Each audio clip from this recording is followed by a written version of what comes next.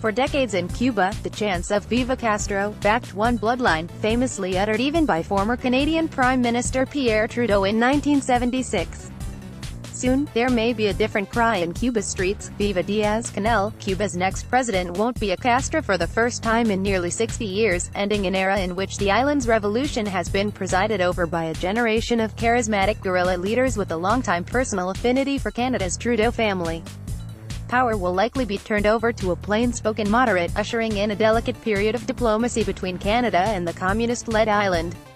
Prime Minister Justin Trudeau, center, sits with Cuba's President Raul Castro, right, and Diaz-Canel, left, at Havana University on November 16, 2016. Trudeau was on an official visit. Enrique de la OSA, Associated Press. What happens next, as 86-year-old Raul Castro steps down after 2 terms as president, will likely be determined Wednesday at the National Assembly in Havana. In a 2-day process, the Smart Money says that first Vice President Miguel Diaz-Canel, 57, a popular fixture in the communist political apparatus, will be announced on Thursday to succeed him. This is a harbinger of generational change that's already begun in Cuba. Former Canadian ambassador to Cuba Mark Entwistle said, he does not come from the older generation of the kind of guerrilla fighters from the mountains who derive a lot of their legitimacy from that historical experience. He comes from a different place, he has a very different style, a different way of presenting himself, and he's not from the same centers of political power. Diaz-Canel talks to a resident before casting his vote during an election of candidates for the national and provincial assemblies, in Santa Clara, March 11. Alejandro Ernesto, Reuters. Diaz-Canel is described as a problem-solving party loyalist. He started in politics as a bicycle-riding retail politician in Santa Clara.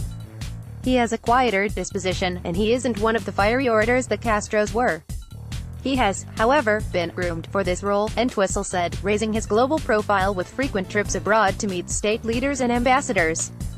It was Diaz-Canel who met the Trudeaus on the tarmac in 2016 when Prime Minister Justin Trudeau arrived for his state visit in Havana. As Cuba's president, he will have to deal with an economy that's stagnating and an antagonistic U.S. administration that has rolled back some of the goodwill established during Obama's 2015 state visit. And thaw, Canada remains a friend, but Dalhousie University Cuba expert Emily Kirk fears those links are waning. She cites a recent episode, in which Ottawa this week began removing family members of embassy staff posted in Havana, following reports last year of mysterious ailments causing concussion-like conditions. Several Americans and Canadians reported suffered dizziness and hearing loss.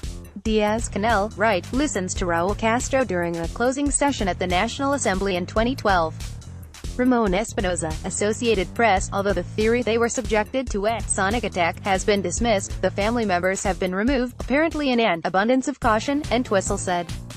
The former ambassador doesn't expect the Cuban government to view the shrinking of Canada's diplomatic footprint on the island, even if it only involves relatives, as a slight. The embassy should continue to function as always, he said. Kirk, however, calls the move foolish, and believes it's bound to offend. I have no doubt that colleagues who are diplomats there are going to be very upset with this decision. In terms of challenges with Diaz-Canel and Canada-Cuba relations, that's tough to say, she said, in noting there remains no evidence of earlier reports about an acoustic attack. On Wednesday, the Cuban government pushed back against Ottawa's decision, saying the withdrawal of diplomats' relatives lacks justification. The Cuban Foreign Ministry statement comes in a potentially trying period for Canada-Cuba relations that won't be helped by the loss of a personal Castro-Trudeau rapport. Raul Castro, left, shakes hands with Diaz-Canel at the closing of the legislative session in Havana. Diaz-Canel, one of 6 vice presidents, is expected to be named president this week. Ramon Espinosa, Associated Press. The change in leadership will be watched closely in Ottawa, as Canada-Cuba relations have long been buoyed by a warm friendship between Trudeau's and the Castros.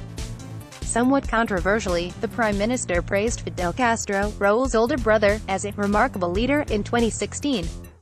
Fidel Castro served as an honorary pallbearer in 2000 at Pierre Trudeau's funeral in Montreal. The bilateral relationship is a unique and special one. It's 70 years of unbroken relations, Entwistle said. Pierre Trudeau became the first NATO leader to visit Cuba in 1976. His Viva salute to Fidel Castro occurs at minute 6:52 in the video below. On a 12-day tour, Trudeau visits Latin America, befriends Castro, broadens Canada's foreign policy and makes some American enemies. 1651. Preserving bonds with Canada will hardly top Diaz-Canel's agenda, though, not while he manages domestic concerns and the struggle for many people to make a living wage.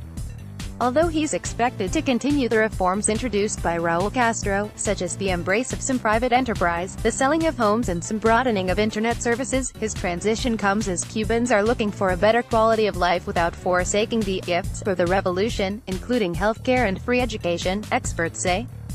A woman hangs a sign on her front door that reads in Spanish, "There's sandwiches in Havana." Cuba has nearly 600,000 private entrepreneurs, but private growth stopped when the government froze new licenses for private bed and breakfasts, restaurants and other popular businesses. Desmond Boylan, Associated Press. Average wages are $30 a month U.S., infrastructure is crumbling, with roads and homes in disrepair, and Cubans are dealing with a divisive economic system perpetuated by Cuba's double currency system, Kirk said, because of the fall of the Soviet Union, you have what's called an inverted economic pyramid, whereby the people working in the tourist sector are making far more than those who aren't, she said. A doctor will make $50 to $70 a month, whereas if you work in the tourist sector, you can make in the thousands. One of Diaz-Canel's challenges will be to create one unified currency at home. Diaz-Canel apparently has faith that even if he doesn't share the legacy of the Castro name, he will share a socialist vision and manage the Cuban ship of state much as the revolutionary generation has done. Robert Wright, editor of the book Our Place in the Sun, Canada and Cuba in the Castro era, said in an email, "I would not expect to see Diaz-Canel introduce radical changes to Cuban economic policy, for example, or to Havana's relationship with Washington, which is always the top-of-mind foreign policy issue for Cuban leaders," Wright said. Nor does Wright foresee a great departure for Canada's conventional but cordial relationship with Cuba under his leadership. It's likely that, for Canadians who would like to see Ottawa push Havana a little more forcefully on human rights and economic reforms, the transfer of power to someone who does not bear the surname Castro will be seen as an opportunity. Even so, Entwistle stresses that the Cuba-Canada relationship runs deeper and broader than just the Trudeaus and the Castros. About 1.2 million Canadians visit Cuba annually, and Cuba and Canada trade more than $1 billion CDN worth of goods per year, with joint ventures in mining and tourism.